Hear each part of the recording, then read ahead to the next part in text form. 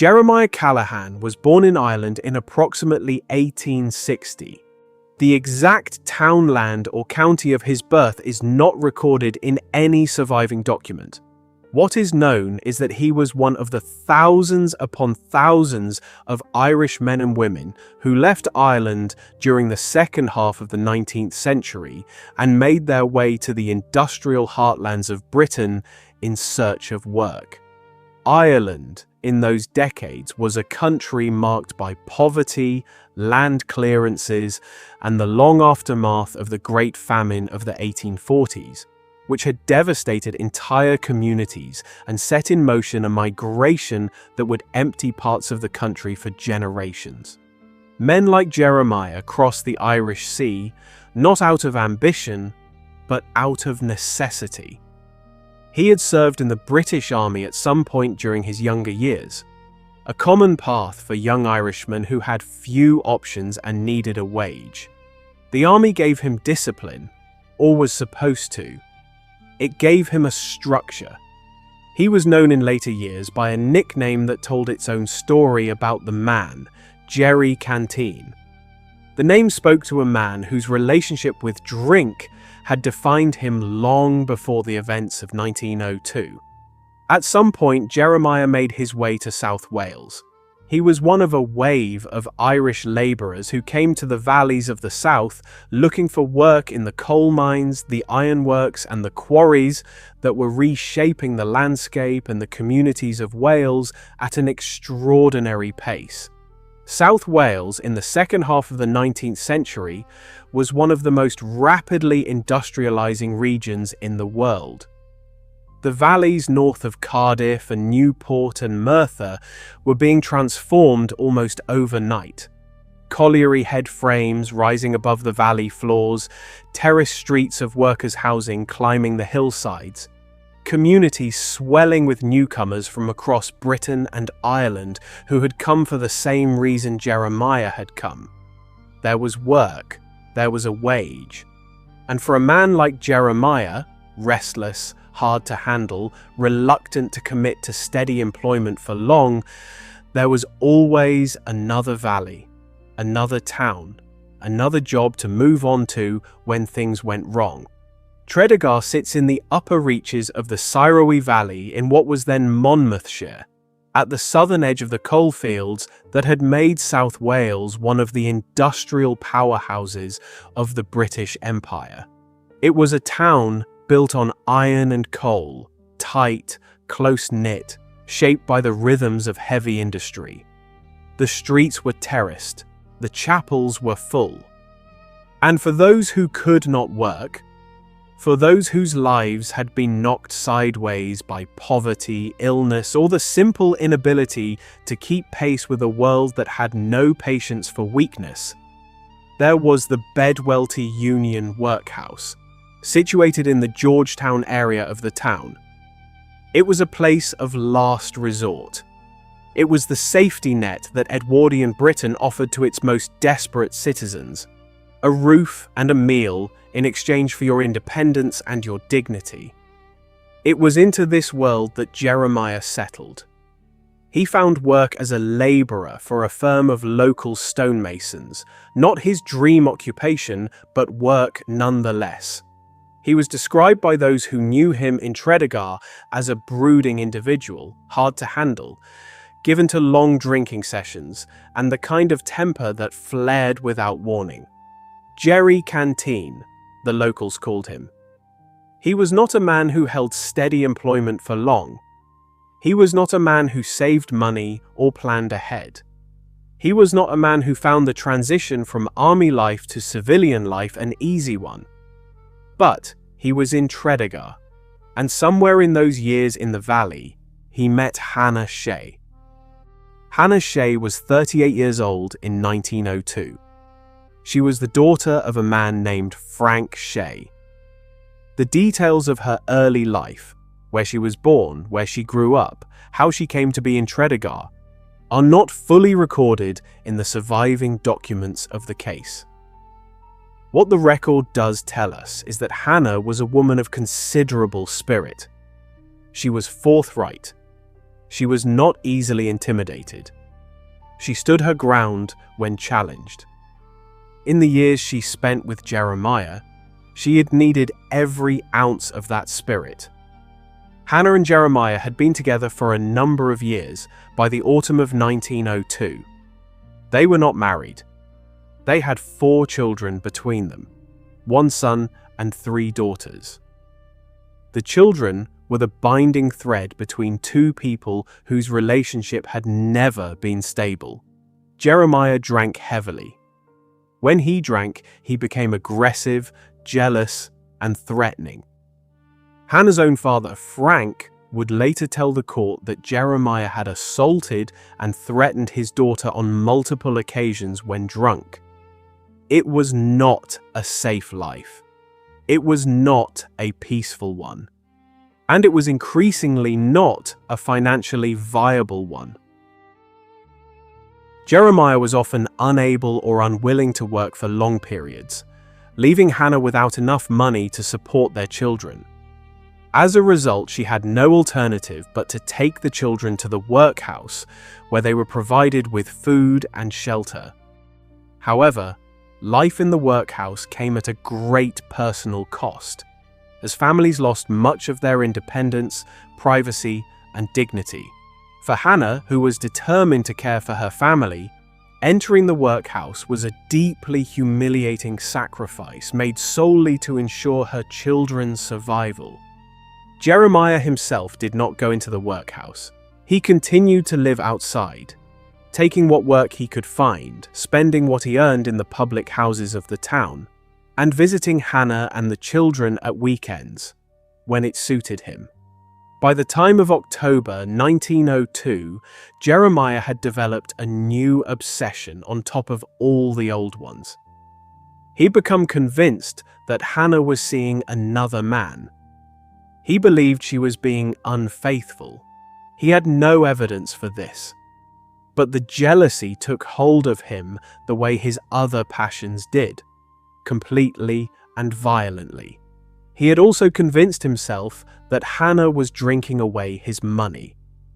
The irony of this accusation, coming from a man whose nickname was Jerry Canteen and whose relationship with alcohol had never been anything other than compulsive and destructive, was not lost on those who knew them both.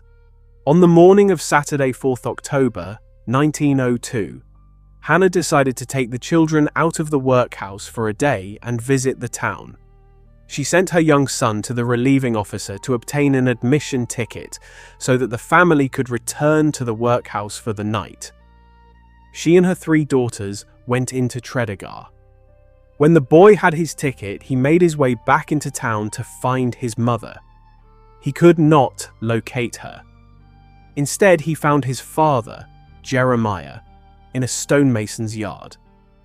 Jeremiah asked the boy where his mother was.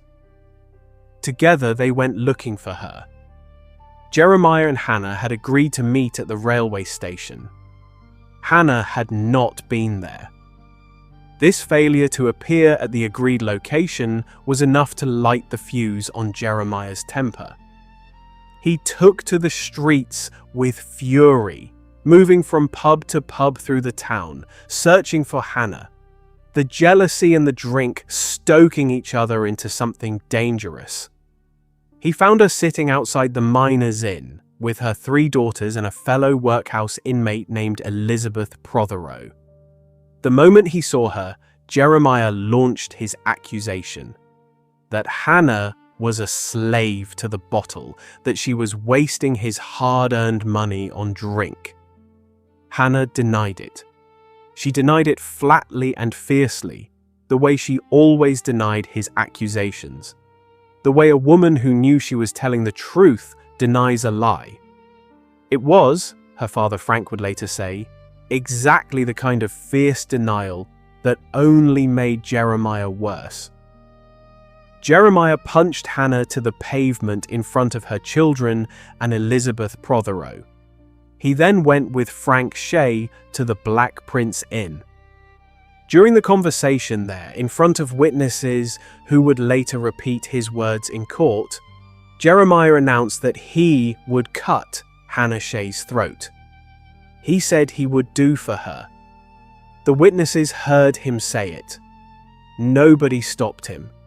Witness William Pritchard later told the court that Jeremiah had been so drunk that afternoon that he was constantly falling into the gutter and could barely walk without Hannah's assistance. Elizabeth Prothero, who had been with Hannah throughout, told the court she was not certain Jeremiah was as drunk as he appeared, that she believed he was intoxicated but not incapable. It was a distinction that would matter enormously at trial. Shortly after leaving the Black Prince Inn, Jeremiah caught up with Hannah near the workhouse, the building that had been her refuge and her children's home whenever his failures as a provider had left them with nowhere else to go. He took out a pocket knife. He cut her throat. The attack was not a single blow struck in a moment of blind passion. Dr. Crawford, the doctor who was present when Hannah died and who later performed her post-mortem, told the court that the assault on her person was so savage that both her jugular vein and 2 other arteries had been slashed. Hannah Shea died of her wounds.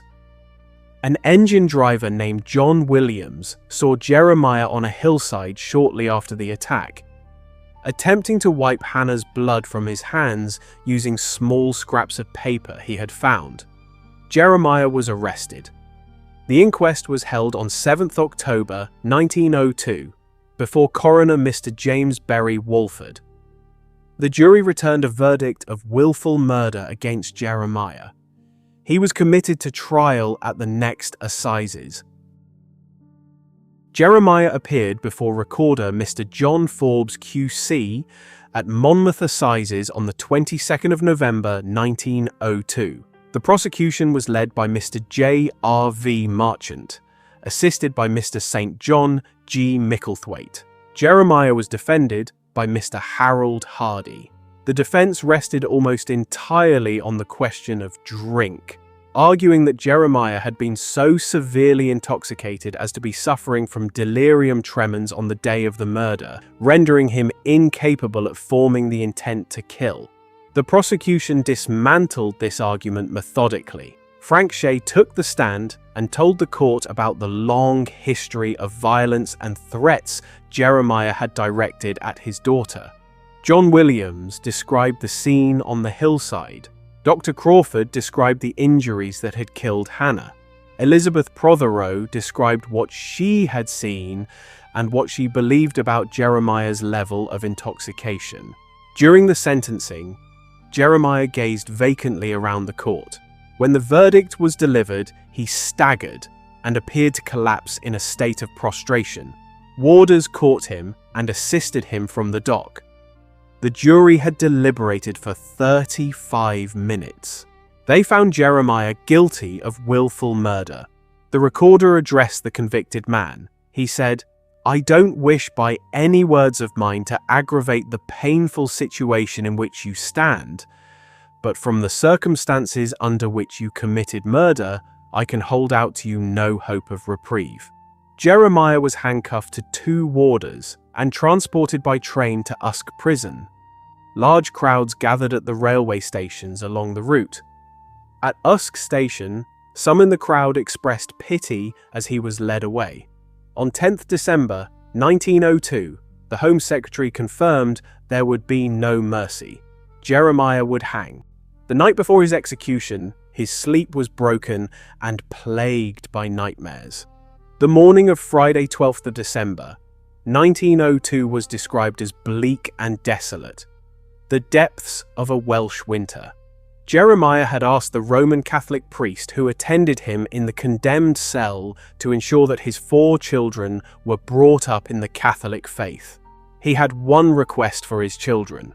He would not see them again. He walked to the scaffold without a struggle. The hangman was William Billington, assisted by his son John Billington.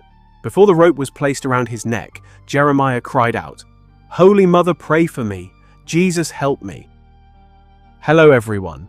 Thank you for listening, and drop any feedback below. I would love to hear your thoughts and hope to see you again right here on Cold Case UK.